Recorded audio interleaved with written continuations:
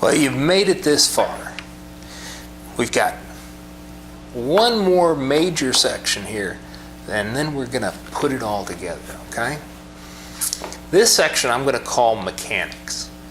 And this is sort of little odds and ends, little things that are not directly related necessarily to the actual music, but they're related to getting everything put together, okay? So you can actually lead songs.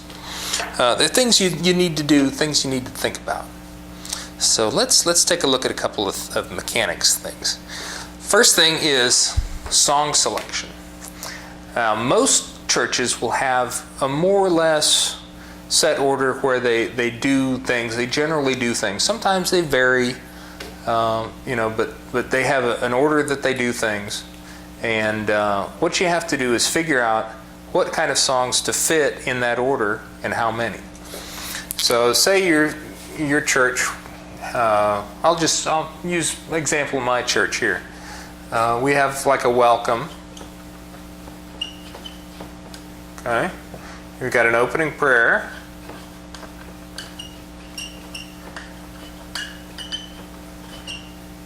We've got a Lord's Supper.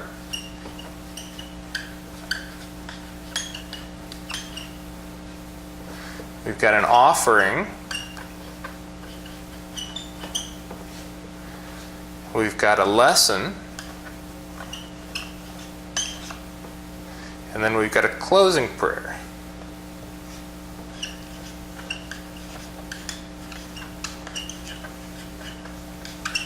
Okay?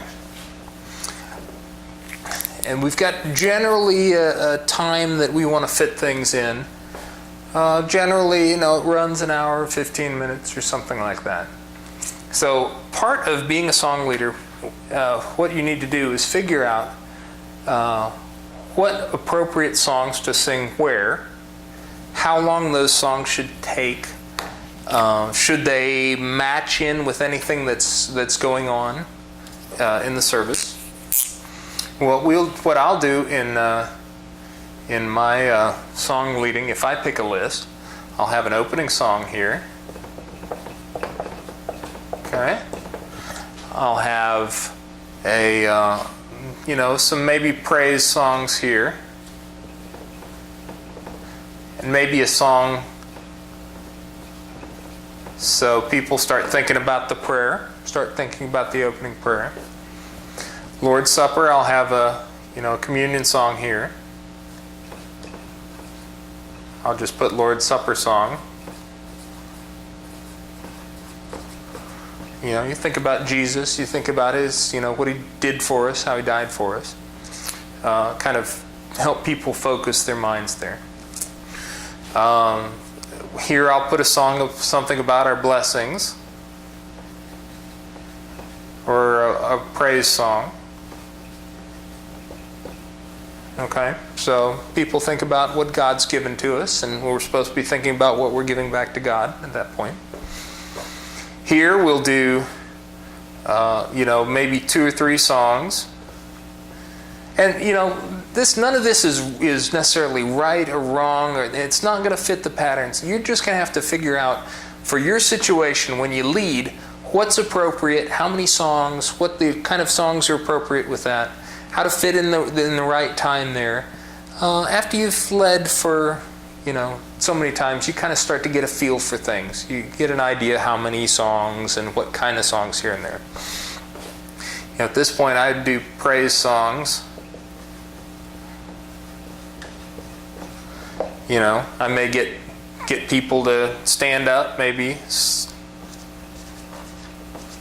May want people to stand up a little bit. They're getting ready for the lesson. They're going to be sitting for a while. Sometimes it's good to get people up and down, get the blood flowing a little bit. If they're, if they're able to do that, you don't want to make somebody feel bad that they can't stand up and say, everybody has to stand up. I like to say, if it's convenient for you, please stand with me. Something like that that's non-threatening. There may be, parents that are holding kids. There may be people that are disabled and they can't stand up. You don't want to make them feel bad. You want to include everybody. This is an inclusive thing here. So don't make anybody feel bad by what you say, certainly. But praise songs, and maybe, lesson topic.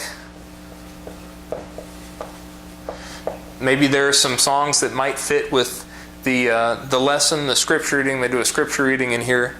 So songs that get people to think about, what they're going to be studying in the lesson. At here's where we typically have an invitation song. If there's something in your life that you need to fix, you need to do differently, you need to be a Christian, you need to be baptized, you need to repent, all those things. This is a good time to kind of tug at people's heartstrings a little bit, make them think about the lesson, make them think about the sacrifice, give them a picture of this opportunity, this great chance that they have, and encourage them. I mean, it's an encouragement song. You want to invite people, invite people to come, get their lives taken care of. What if there's something on their hearts, So encouragement, invitation, songs like that. Some places will have a closing song. We don't have a closing song at our church, but sometimes that's nice place to close things out before prayer or after prayer, or something like that. So that's part of maybe your preparation. You'll do this well before you actually show up. Although, as a song leader, occasionally you do have to just show up and make up some songs right on the spot. But you still have this kind of general pattern, if you've done things like this before. So, as far as mechanics, this is one thing to think about. Okay, let's talk a little bit about mental and physical preparation for actually getting up there and singing. As a song leader, you're probably, have a reasonably good voice. You've probably sung some before. If you need to work on your voice, that's something that you can get somebody to instruct you in, or you can have a mentor or somebody that will help you with that. You want to, as a song leader, you want to try and have people that are prepared. Your body needs to be prepared, your voice needs to be prepared, because you're getting up and you're really being an example for people. You're getting people together and they're going to sing what you suggest that they sing, and you're giving praise to God. You want people to feel good about themselves. You want them to focus their minds on what is being sung. So you want to certainly be in good shape to sing. And, don't be afraid to get lessons or get books or resources or something to learn how to sing better, to learn how to develop your pitch so you can hear these notes and, you can sing that pitch.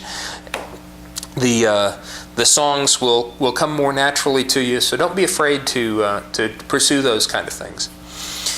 You need to breathe. You need to learn how to support your singing with your breath. And that includes not just little quick breaths or slouched over, You need to be in a position where you can fill your lungs. And not just the top part of your lungs, you need to fill the bottom part of your lungs too. Pull that air in and be able, if you have sung for many years, you can support that singing with the breathing. The breathing is very important. It helps you hold the notes longer, they're clearer, they stay on pitch. So you want to learn how to breathe. You want to, and again, if you need resources to learn how to do that, my best advice for something like that is to stand up straight and practice filling your lungs up. Tops your lungs, bottoms your lungs too, where your gut pushes out and you look like you've eaten a little bit too much hamburger, So don't be afraid to let it hang out there, because that's where you can pull a lot of air in and support those notes. You can hold those notes for a very long time. Another thing you need to do, I've gone through a bottle here as I've been doing this little presentation, drink some water. Drink some water about an hour before you're going to sing, because you need to have your vocal cords hydrated. That just means they've got water in them. the vocal cords, little flaps, little folds, that's what makes the sound as you push that air over them. If they're all dried up, you're not going to be able to stay on pitch. You're not going to be able to hit the notes.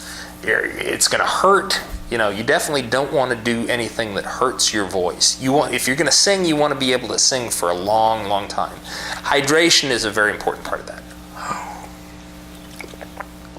Some people use diet sodas. Some people use, lemonade or something like that. I use water. Just find something that works for you that will keep that hydrated. But it's always a good idea if you're gonna lead songs to have a little bit of water just ahead of time. Other mechanics: enunciate your words. Say your words correctly. You can read the words in there. Make sure that you're pronouncing your words correctly. Make sure you use open mouth. Don't.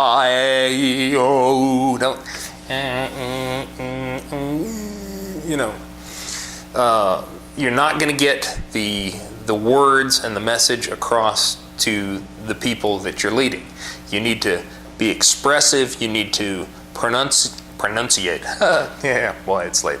You need to pronounce your words correctly. So I've seen people that came up and led songs and didn't know how to pronounce a couple of words, and things were a little awkward there. So again, preparation ahead of time. The songs you pick out, make sure that they're songs that that you can lead well. So you want to do your best. You want to sound great. You want people to be encouraged with that. Don't go up there and have an expression like this and just I'm in the book and it's I'm singing, there's some words here, and I'm so happy about what I'm singing. People will catch on. If you're singing a happy song, you need to be happy. You need to be happy. We've got the greatest gift that has ever been given to anybody. And we need to express that in our singing. Sometimes there's songs that are not so happy, in there, and there's reflective songs. The mood sort of needs to reflect that too. So, just share the right mood with people and make it expressive. Make people feel like you are leading them. You want to encourage them. You want to share with them. You want to share this song with them.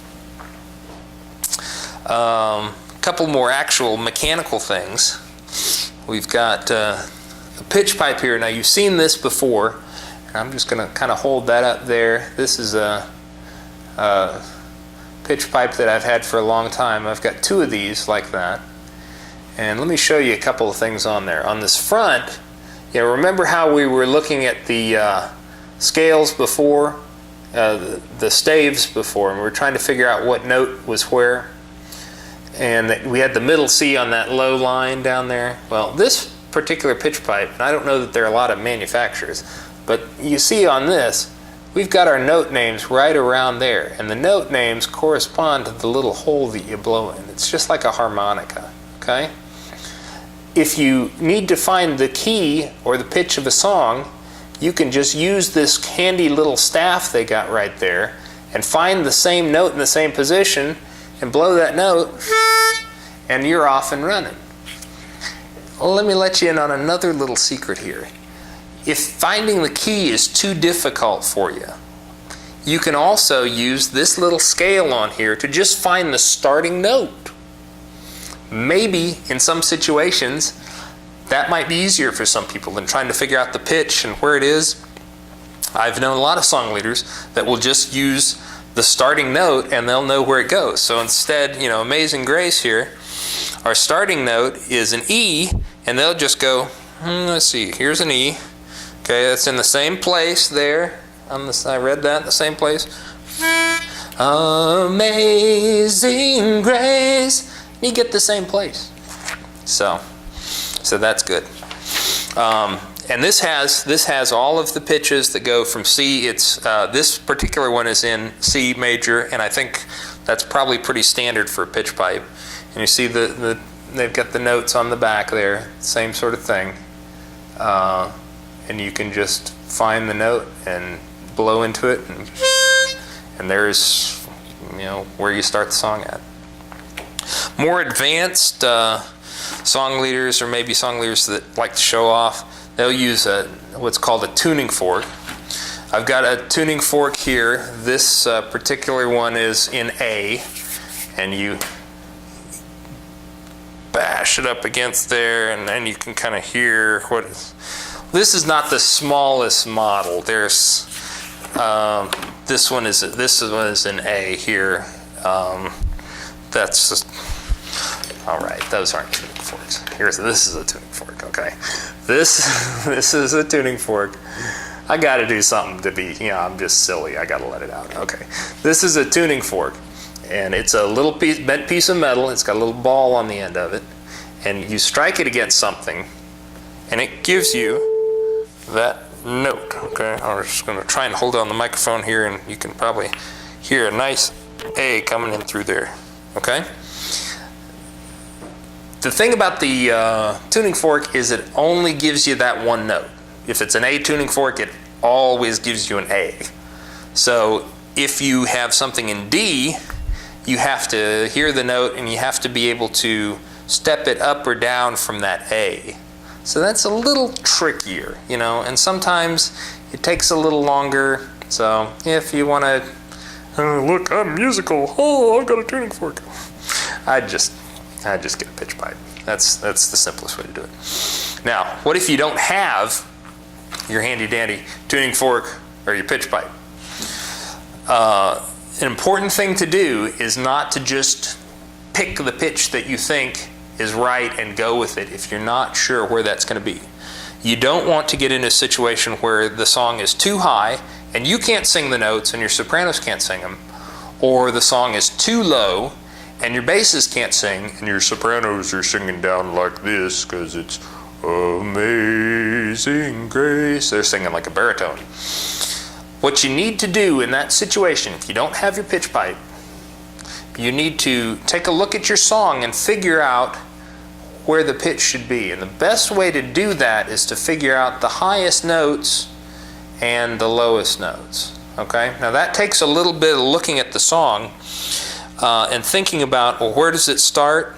This Amazing Grace has got this nice high E note here. Saved a wretch like me. No, so I can go through and I can say, okay, I'm going to pitch it. Amazing Grace, how sweet and then I'm going to fast forward to it. And saved a wretch like me. That sounds a little high. That's it. That's nice. So I get back to amazed. Maybe I better drop that down. Amazing Grace, how sweet the sound, and saved a wretch like me. You know, that's much better, much more workable. Or Amazing Grace, how sweet the sound. Well, let's see where our bass is going to be. When we, oh, that's way too low. That's not going to work. Amaze, amaze, amaze. That's maybe close. Amaze. Let's try it there. Amaze, amaze. That saved a wretch like me. Amaze. So that's pretty good. Let's see what our real pitch is after we work that out. F, G, A flat. That's the pitch, okay? And I've been doing this for a long time, so I can kind of do that in my head. That's something you kind of have to develop. But use your pitch pipe if you can, if you have it with you. Otherwise, before you start out, just throw it out somewhere. Make sure you're in a good range. You know, make sure it's in a good place to so that everybody can sing. Everybody can sing along. Last little thing is using a microphone. Now I'm set up here, I've got this little, you see this little microphone stuck on me, and that's how I'm recording this. A lot of times places will have a microphone on the podium here. Let me just see if I've got a microphone handy. Got a okay, here's a box of junk, and I've got a microphone Okay, and this is a microphone that you might see on a podium plugged in. It might be set, it might be set in one place, and you're kind of here. Sometimes there are places that will have a handheld mic that you can hold in your hand. We do at our church. I use that a lot. Sometimes they'll wire you up with something like this, and you'll have a little wired pack or something like that. It's important to know how to use a microphone, and it's be good for us to spend just a couple of minutes on that. Microphones, they don't work well if you're not at the proper distance and pointing in the proper direction, okay? So let me just give you an example. If this microphone is pointing up here, okay? You see how that's kind of pointing up in the air? I'll kind of hold that up in the air. That's not pointing at my mouth. So when I sing, I'm singing here, it's not going into the microphone, okay? It's not going to pick up very well. Same thing, microphone is pointed here, okay? It's pointed down here at my chest, and I'm singing up here like this. It's not going to pick up very well. People aren't going to be able to hear. If I'm turned this way and the microphone is pointing off in this direction, it's not going to pick up very well. Not going to pick up very well. So what you have to do is try and make sure that the microphone is going to be aimed at your mouth, okay? And that when you sing, you're actually singing into that microphone. Okay? Think of it as you've got a tube that's coming out of your mouth. You want to point that thing at the microphone. So that when you sing, basically this air that's coming out of your mouth is going to hit that microphone, and it's going to pick up, and it's going to go into the speakers, and people are going to be able to hear. I've seen a lot of people, as they lead songs, they are not aware of where that mic is. So that they'll be singing off to one side or singing over here, and it just doesn't pick up well. People can't hear them. There's another thing to think about with a microphone, and it's called a proximity effect. This is a little technical, and I promised we wouldn't get too technical, but I want to just add just a little bit here so maybe you can kind of see where I'm going. There's a good distance for a microphone, but when you get too close to it, within a certain range, it gets very loud, okay? It gets very loud and very boomy. So if you are right up on this microphone, this is not going to help that much. If you're right on the microphone, it gets very boomy. What I'm going to do is I'm going to pull this up here so you can get an idea of proximity effect, okay? So I'm holding this out. I'm going to keep talking the same volume, and I'm going to move the microphone closer and closer and closer to the point where it's right up on here. And you can see that the microphone and the sound is getting very boomy and very loud and very hard to hear. Now what happens when you get very close to it and it gets very boomy? If there's somebody in the back, they're going to turn you down because you're too loud. You're really boomy. Okay? So it's important to not be too far away from the mic. It's important to not be too close to the mic. And it's important to have your voice pointed at the mic. If you are working with a microphone that is in a fixed place, before you even start singing, take just a second and adjust that, okay? Take just a second and adjust that so you got a couple inches in here between your mouth and the microphone, and you're pointing in the right direction, okay? So it's straight at you, you're straight at it, and you're not too close, you're not right here, okay? You're not right here on the mic, you're not right back here on the mic because you're not going to be able to hear anything, okay? Take just a second before you start to adjust that. If somebody else moves it and they have a prayer or something and they've moved it out of the way, just take a second, just move it back. It's not going to hurt anything. And the best part is that you take that time to adjust it and it sounds good. It's going to sound good for the next however many songs you're doing it. If you don't take the time and adjust it, people won't be able to hear you, or it's going to be boomy, blah, blah, blah, blah, blah. It's not going to sound good. So just take just a second and adjust it. If you got a microphone too, sometimes it'll be off. Little switch on there. Switch that little switch, usually pushing it up toward the top turns it on. That's important. If you got a belt pack or something like that, make sure it's on, make sure the button is pressed. That's part of your job as you go up to be a leader, is to be aware that the equipment's working. You know, don't do testing 1, 2, 3, don't do this kind of thing. But, you know, you can say good morning, and if you don't get a response, you know, it's okay to make a little noise on there or something. It's all part of the mechanics, all part of this presentation. It's not just the song itself. It's getting people involved. It's looking professional. It's taking all the little distractions out of the way, because sometimes there can be a lot of distractions and things that keep us from singing and worshiping. If you do these things and you get those distractions out of the way, everybody can worship so much better.